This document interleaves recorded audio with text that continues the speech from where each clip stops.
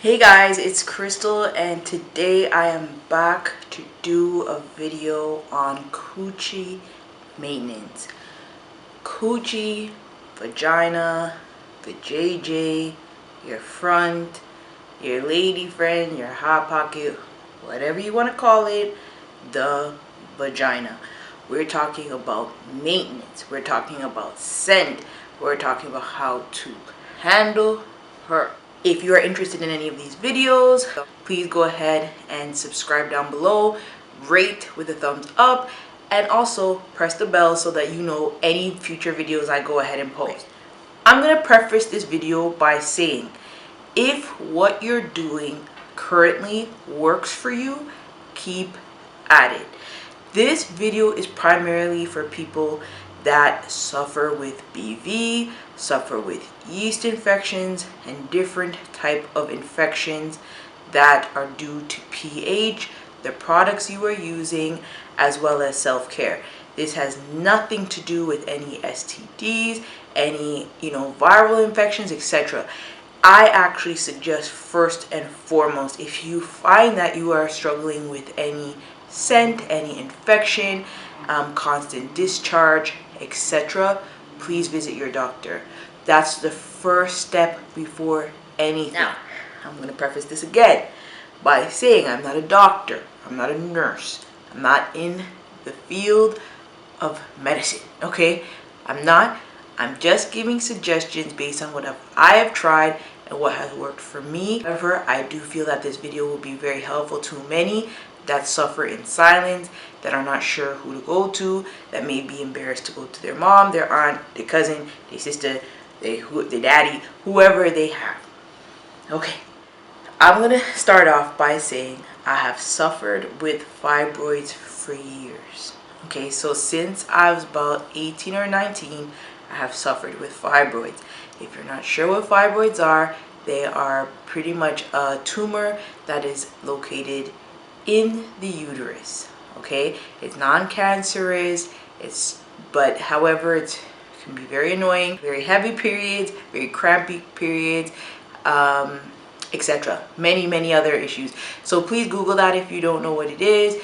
I don't want to go into that. However, the reason I think this video is very important is I've suffered for a really long time with BV, with odor, with maintenance, with trying to figure out what products will work for me and my condition. However, I think it was great for me to not only talk about fragrance. However, if your coochie ain't smelling right, there's no point in you masking it over with perfume. Okay, let's go. So the first steps in maintaining your vagina, your coochie, whatever you want to call it, is to shower. Now, yes, basic. However, if you are struggling with odor or scent or problems, irritants that are basic, we're not talking about STDs or none of that, these are going to be tips you're going to need. So shower twice a day. So what I typically do is I shower in the morning before I go to work or to start my day, whatever's happening, and I shower when I come back home. Very crucial, okay? There's a lot of sweat that builds up. There's potential discharge that builds up. You pee, you poo. You need to be cleansing that area as frequent as possible. Matter of fact, if you're on your period, I think you need to step it up. More than twice really needs to be the thing. You need to shower at least 3 times. You need to be on top of it. You need to cleanse the area thoroughly. Also, I know a lot of people, I was one of them, that used to use a rag in that area or a washcloth, or well, I don't know if people are using loofahs. I've never been a fan of loofah. However, I don't know if people are using that. But stop using those. That's another thing that typically can carry a lot of bacteria into the vagina area. So it's really good to cleanse your hands while you're in the shower and use your hands to wash the area thoroughly. And you're not going inside the vagina, you're washing the top, the front, the part that you see when you're in the mirror, as well as the vulva, which are the 2 flaps to the vagina. If you are not sure what the vulva is, no shame in that. Do not feel shamed. Google what a vulva looks Google what the vulva looks like. Get to know your vagina. It's yours. You should not be ashamed about it. You shouldn't be shy about it. Look at what a vulva is. That's what you're trying to maintain. Inside the vagina does the work for you, for the most part. But you're cleansing the outside of it and the vulva. That's the part you're really going to concentrate on. Also, what I noticed was I stopped using these generic soaps in the store. So we gonna call them out: the Doves, the Ivories, the Irish Spring, those type of things, the body washes, the Victoria's Secret, the Bath and Body Works. Don't do it. Please do not do it. The Honey Pot, okay? This is the sensitive foaming wash. This is 100% natural. It has a pH that's suitable for that area, as well as it's sulfate free, okay? There's many other ingredients that are in it, however they are all natural, and that is what is needed. Another brand I love dearly is Empress Wash. If I can find a picture, I will stick it in. However, you also have your Googles that you can run. Empress Wash is another great foaming wash for the vagina area. There's many others on the market. Just make sure they are natural. That's the main thing you need, that they are natural. They don't contain harmful ingredients, harsh detergents, stuff we do not need in that area. Don't do it. This is also black owned, and Empress is black owned. So, we love it. See, this is gonna be a long video, so y'all follow me here. These help eliminate odor, and they contain a lot of organic ingredients that are very helpful for the area, okay? So these are things to consider. Again, there's lots of different brands out in the market now. However, I would say to stay away from the typical ones you would find in your drugstore. Those are harsh, and they contain some really terrible ingredients if you really go ahead and look them up. If they're working for you, continue on, perhaps. However, I don't see why we wouldn't be now upping our game in 2021. I'm not really sure why we wouldn't be doing that. Other thing, mine's almost empty. See with this panorama, how we struggling out here? This is by Empress Body. So this is the same company. I also like their wash. This is an elixir, okay? So if you're like me and you suffer with a lot of BV, irritation, yeast infection, odor, which I now attribute to having extremely heavy period because it's very acidic. There's only so much your vagina can take, okay? Plus some other habits that we'll go over can also contribute to that. And I'm talking chronic BV, which is bacteria vaginosis. Chronic. I'm talking like I'm getting pills for it and I'm still getting it again. I'm doing the most, I'm still getting it again. I'm thinking I ain't no nasty hoe, still getting it again. But this helps. It really helps with it. So typically how I use it is I will shower, and I like to use it more so in the night because obviously throughout the day you're using the bathroom on the frequency, you're wiping yourself, so you're practically wiping off the product. But typically I will shower and then I will put it on between the vulva area and the vagina area with clean hands. This is the Yoni Elixir Oil. That's what it's called. So look it up, see the benefits, see how it works on their website. I am clearly not sponsored. They don't know about me. However, their products are amazing. Another thing was eliminating hair.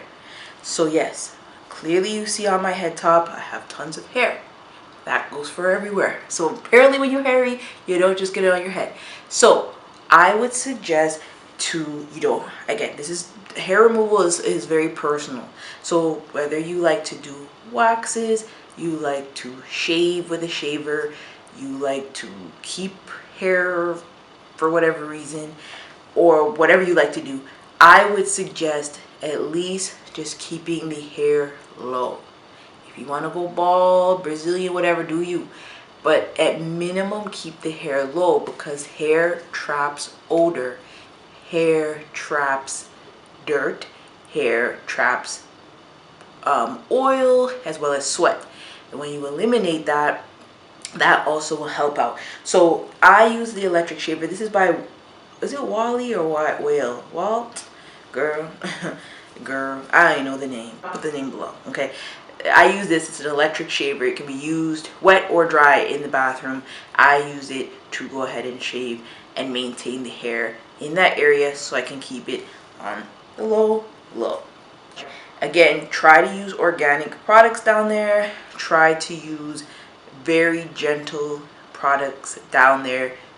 When you come out of the shower, I hope I'm going in order, guys. When you come out the shower, also remember to pat the area dry.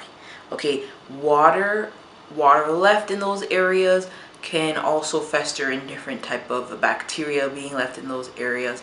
And oh, for the record, when you're in the shower, also remember, it's you're by yourself. Bust that squat. Get those areas. Go through those folds.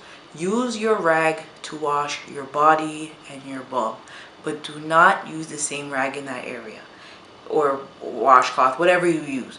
Just remember that when you're any number 2 or anything else that you're washing, the oils and residues from your body should not be going near your vagina. Don't do it. I've said it. Another thing, I'm trying to make this very detailed. I know the video may be long. I would say wear cotton panties, okay? They are breathable, they are natural, they are great. So I actually had a very difficult time finding just cotton underwear. Like when I'm saying cotton, like 100% cotton, 90% cotton. Like you want the actual underwear that touches your vagina, your booty, all that stuff to be cotton. A lot of the underwears that are on the market are not cotton. They are either polyester or whatever. Those are not breathable. So typically I stick with Calvin Klein. They do cost a lot. You can find them at, like, you know, Winners. I'm in Toronto. TJ Maxx if you're in the States. Those type of stuff. TK Maxx if you're in the UK. Those type of, you know, bargain stores. Or the lace, the satin, the polyester, they're good only short term. So like, let's say you're having like a little sexy date night, or yeah, something very temporary like that where they'll be coming off. Wear them then. However, on your day-to-day, the little sexy things are no. The thongs, the G-strings, no. They move the bacteria back and forth between your butt to your cooch. So they are a no-go. Temporary. If you're so dead set on having no panty lines, don't even wear no underwear. If it's that serious, really and truly, who's gonna know? Try to keep it breathable. Try to keep it airy. Don't do it. The lace and all that stuff, just on occasions, please. Please. Also, I would say panty liners. That's another thing. Panty liners are amazing. So I have the Honey Pot panty liners. They're organic, or any organic brand. These are typically my favorite. I just love the Honey Pot brand. Like, I really rate them. They're hard to get in Toronto. However, I ordered them. I paid that extra amount for them because I really fell in love with their product. They're non-toxic. They are organic. They collect any leaks, any discharge, any blood, anything going on. I say change them frequent. Okay, if you go to the bathroom, when you go to the bathroom, any little discharge, any little thing you see up in them, change it. Just change it right out. You do not want to be sitting in that all day. But any organic brand that you can find typically at like a herbal, what do you call them, like a natural food store or anything like that, or Amazon has some, etc. I would say those are the best. Damn, I forgot to bring the pads. However, Honey Pot does have their own pads. Again, when in Toronto region, I know it's difficult to find them. However, I typically will go to Healthy Planet. They do, or Whole Foods. They do have brands that are organic. The Always, I'm trying to think of the other brands that are in the store. Always was usually my jam because I have a very heavy periods. However, they are toxic. So if you do have a chance, use your Google. You will find out that pads are very toxic. They contain a lot of really disgusting ingredients that may be aiding with the heavier bleeding and the problematic periods. That's what I found through my research. So I will only use organic, non-toxic pads. There's tons of toxins in pads. They also may aid in infections, odors, and other issues that are going on. These typical run-of-the-mill pads that you and tampons that you find in your regular grocery store, your regular pharmacy. If you research them, you will be appalled. You will never be able to touch them or look at them the same. And yes, they work, they're accessible, they're cheap, but that's for a reason. That is big. I mean, I'm telling you, I used to have the heaviest periods. I still have heavy periods now. However, when I'm saying heavy, I would wear the thickest always pads and it would soak through in less than an hour. I'm talking like half an hour, 45 minutes less. So completely through. I mean, I might have an accident in them and I'm wearing these diaper type of pads. I even used to have to wear diapers. If you guys want me to go through my fibroid story, we can go there, but that's another long video, lady. But change your pads very frequent. So I know I will watch videos and Google and stuff and they're like, oh, change it every 2 to 3 hours. Like, that's really long. I can't sit in that for that long personally.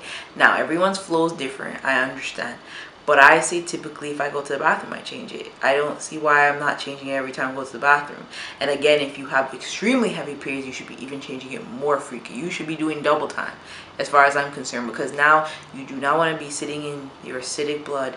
You do not want to be sitting in that. That's where all the bacteria will fester and change and morph into something you do not want to deal with. Okay? And use organic tampons if you're a tampon wearer. Another thing I typically use when I'm going to the restroom are organic wipes, specifically when I'm out the house. At least when I'm in the house, you know, but when I'm out the house or when I'm on my period, I use these Honey Pot organic wipes. They're non-toxic. Once again, they have organic ingredients. This is to wipe any blood, any discharge, any pee, any poo, any of that. And also remember to wipe front to back. So for anyone that's watching this, whether you're young or old, when I say front to back, pretend this is your vagina. You're in the bathroom. You wipe the front of the vagina to the back of your bum. Do not go the opposite way, because you will be bringing bacteria from your buttocks to your front. That is a no. Also, public washroom use. I would suggest first, before you use the washroom, wash your hands. Okay, wash your hands. And I typically will pack my own, this is extra, but I pack my own hand soap. This is Dr. Bronner's Pure Castile soap. This is the almond one. You don't gotta be extra, just wash your hands. However, wash your hands before you start. I say if you're going in the bathroom, use the paper towel or the toilet paper specifically to lock the handles of the door, because if you just wash your hands, there's no point in you touching the dirty locks to use to close the door, because you got everyone's dirty hands on your cooch. So don't do that. If you need to do it like a number 2 or something like that, clean the toilet off thoroughly and use the toilet covers or wrap around the toilet with toilet paper. Like, do not touch it, do not make contact with it.